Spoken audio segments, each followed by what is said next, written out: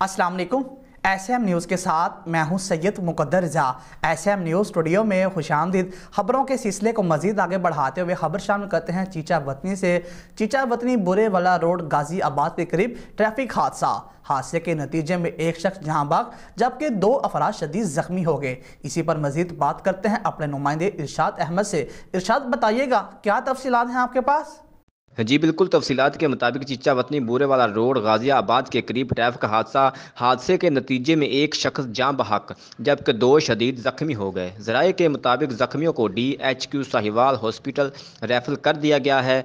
जाँ बहक होने वाले शख्स की शनाख्त शेख यासर अलमगनी मेडिकल स्टोर वहाड़ी बाज़ार बूरे वाला के नाम से हुई, जबकि दूसरे 2 ज़ख्मियों का तल्लक भी बूरे वाला शहर से बताया जाता है। जी बहुत शुक्रिया इरशाद अहमद तफसीलात से आगाह करने के लिए। अब तक के लिए इतना ही। मज़ीद खबरों के लिए देखते रहिए SM न्यूज़।